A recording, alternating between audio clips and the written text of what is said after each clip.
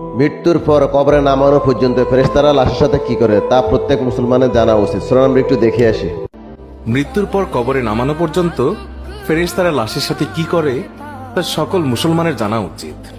আজরাইল যখন আত্মা কবজ করে নেন তখন আত্মা দেহকে বলে, হে দেহ, আল্লাহ তোমাকে সুপ্রতিদান দিক। তুমি আমার সঙ্গী হয়ে আল্লাহর আনুগত্যে অগ্রগামী ছিলে, আর আল্লাহর অবাধে ছিলে খুবই পশ্চাৎপদ। তুমি আমার পক্ষ থেকে মুবারকবাদ গ্রহণ করো, কেননা আজ তুমি নিজেও মুক্তি পেয়েছ আর আমাকেও নাজাত দিয়েছ। এইভাবে দেহ আত্মাকে মুবারকবাদ দেয়। মুমিন বান্দার মৃত্যুতে জমিনের যে সকল অংশে সে ইবাদত করত সেগুলো কাঁদতে থাকে। আকাশের যে সকল দুয়ার দিয়ে তার নেক আমল উপরে উঠত সেই সকল দুয়ার তার জন্য কাঁদতে থাকে। যে দরজা দিয়ে তার রিজিক নেমে আসত সেই দরজাও কাঁদে। আকাশ জমিনের এই ক্রন্দন দীর্ঘ 40 দিন পর্যন্ত অব্যাহত থাকবে। মালাকুল মউত যখন তার আত্মা কবজ করে নেয় তখন তার দেহের হেফাজতের জন্য সেখানে 500 ফেরেশতা দাঁড়িয়ে থাকে।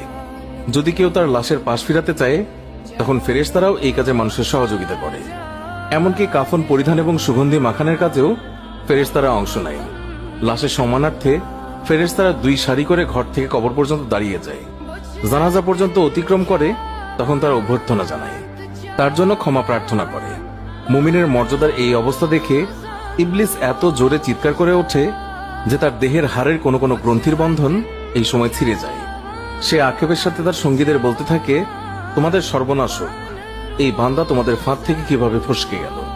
ইবলিসের সঙ্গীরা বলে, এ নিষ্পাপ ছিল, তাই আমাদের ফাঁদে আটকায়নি।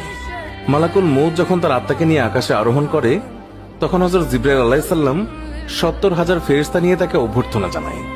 আর সকল ফেরেশতারা তার কাছে আল্লাহ তাআলার সন্তুষ্টির সুসংবাদ জানাতে থাকে। মালাকুল মউত যখন আত্মাটিকে নিয়ে আরশের নিকট পৌঁছেন তখন সে আল্লাহ তাআলার কাছে সিজদায় পতিত হয়ে যায়। আর সেই সময় আল্লাহ তাআলা ইরশাদ করেন, হে মালাকুল মউত, তুমি আমার বান্দাকে নিয়ে জান্নাতের বাগানে রেখে এসো। তারপর তাকে কবরে নামার পর নামাজ তার ডান দিকে এবং রোজা তার বাম দিকে এসে দাঁড়িয়ে যায়। আল্লাহর রিজিক এবং কোরআন তিলাওয়াত এসে দাঁড়িয়ে যায় তার সিধানের দিকে। পায়ের দিকে দাঁড়িয়ে যায় জামাতের সাথে নামাজ পড়ার জন্য মসজিদের দিকে গমন। আর তার ধৈর্য কবরের এক কোনায় অবস্থান নেয়।